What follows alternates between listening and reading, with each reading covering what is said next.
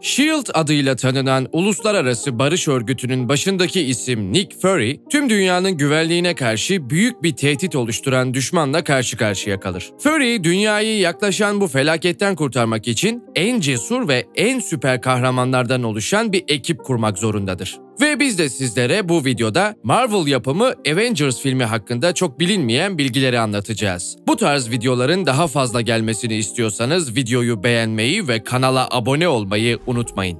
İsterseniz videoya geçelim. Filmin senaristi ve yönetmeni Joss Whedon, başlangıçta Ant-Man ve Wasp'ı Avengers filmine dahil etmek istemiş. Ancak Marvel onları daha sonraya saklamak istediği için bunu reddetmiş. Her ikisi de çizgi romandaki orijinal Avengers kadrosunun bir parçası olduklarından bu iki süper kahramanı dünyanın en güçlü kahramanlarının ilk büyük ekran çıkışına dahil etmek mantıklı olurdu. Ancak Marvel'ın daha büyük bir planı için beklemek mantıklıydı. Herkesin aynı anda şehirde olduğu çok az zaman varmış. Ancak bir gece Chris Evans oyunculara Assemble yazan bir metin mesajı göndermiş ve şehirde bir gece geçirmelerini istemiş. Ajan Coulson karakterini canlandıran Clark Gregg, bunun şimdiye kadar aldığı en sevdiği kısa mesaj olduğunu belirtmiştir. Robert Downey Jr. yiyecekleri laboratuvar setinin her yerine saklamış ve görünüşe göre kimse nerede olduğunu bulamamış. Bu yüzden yiyecek saklamaya devam etmesine izin vermişler. Hulk filminin yönetmeni Louis Leterrier, Edward Norton kadroya alınmadan önce filmde Bruce Banner rolü için Mark Ruffalo'yu istediğini söylemiştir. Filmin senaristi ve yönetmeni Joss Whedon, Marvel'a Loki'nin dünyayı fethetmesini sağlayan perde arkasında daha büyük bir kötü adam olması gerektiğini ve bunun Thanos olması gerektiğini önermiş. Yöneticiler de bu fikri beğenmiş ve Galaksinin Koruyucuları filmiyle ortak bir konu olmasına da yardımcı olmak için Thanos'u kullanmışlar. Hawkeye rolüne hazırlanmak için Jeremy Renner, olimpiyat okçuları tarafından eğitim almıştır. Chris Hemsworth, fiziğini korumak için Thor filminde oluşturduğu her gün tavuk göğsü, balık, büftek ve yumurtadan oluşan yiyecek alımını artırmak ve genişletmek zorunda kalmıştır. Filmdeki birkaç sahne Ohio'daki NASA Uzay Güç Tesisinde çekilmiştir. Robert Downey Jr. Marvel yapım müdüründen Stark Kulesi'ndeki A harfini yanında götürmek için izin istemiş. Ancak reddedilmiş. Daha sonra bir sonraki doğum gününde müdür ona hediye olarak vermiştir. Filmin senaristi ve yönetmeni Joss Whedon'a göre filmin orijinal kurgusu 3 saatten fazlaydı. Kesilmiş görüntülerin yaklaşık 30 dakikası Blu-ray'de yer alıyor ve bunların çoğu modern dünyaya uyum sağlamak için mücadele eden Steve Rogers'ın etrafında dönüyor. Gwyneth Paltrow, Stark Kulesi'ndeki tüm sahnelerinde gözle görülür bir şekilde yalın ayak, Robert Downey Jr. ise 3 ya da 4 inçlik platform ayakkabılarla dolaşıyor. Bu yüzden bu sahnelerde ondan daha uzun görünüyor. Chris Evans, karakterinin "bu göndermeyi anladım" repliğinden emin değilmiş. Çünkü bunun izleyicilerin karakterin zeki olmadığını düşünmesine neden olacağından endişe duyuyormuş. Ancak filmi bir izleyici kitlesiyle izledikten sonra çabucak rahatlamış ve repliği aptallık yerine mizahi bulduğunu görmüş.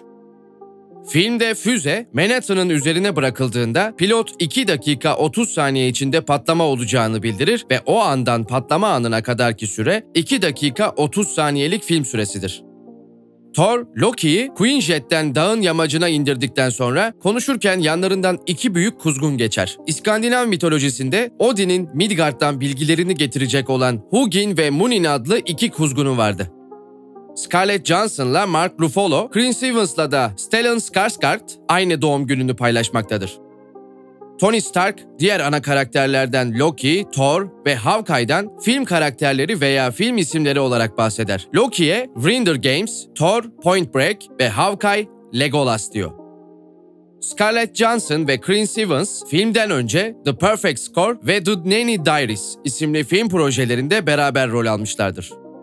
After Credits sahnesi, Robert Downey Jr.'ın bir sahnenin yeniden yazılmasını teşvik etmesinden sonra eklenmiş. Tony Stark, dünyaya geri döndükten sonra uyanır ve sırada ne var diye sorar. Robert Downey Jr. sıranın daha ilginç olabileceğini düşünmüş ve yerel bir döner restoranına gitme fikri doğmuş. Sahne, Dünya Galası'ndan bir gün sonra eklendi. O zamandan beri Amerika'daki döner satışları fırlamış.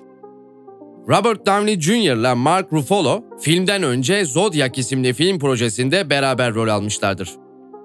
Kaptan Amerika'nın son savaş sırasında torunlarını korumaya çalışan ve yaşlı bir adamı kurtardığı bir sahne çekilmiş. Bu sahnede ona onları korumasını söyler. Ama Kaptan Amerika uzaklaşırken yaşlı adam ona "Kaptan, gerçekten sen misin?" diye sorar. Kaptan Amerika da arkasını döner ve adamın 2. Dünya Savaşı gazisi yaka iğnesini fark ederek onunla selamlaşır. Kaptan Amerika oradan koşarak uzaklaşırken çocuklar büyük babalarına "Onu tanıyor musunuz?" diye sorarlar ve o da "Onu hepimiz tanıyoruz" cevabını verir. Filmde Iron Man'in bazı ikonikleşmiş replikleri Robert Downey Jr. tarafından doğaçlama yapılmıştır. Tom Hiddleston yaptığı bir röportajda prodüksiyonun başlarında filmin kod adının Group Hug olduğunu açıklamıştır.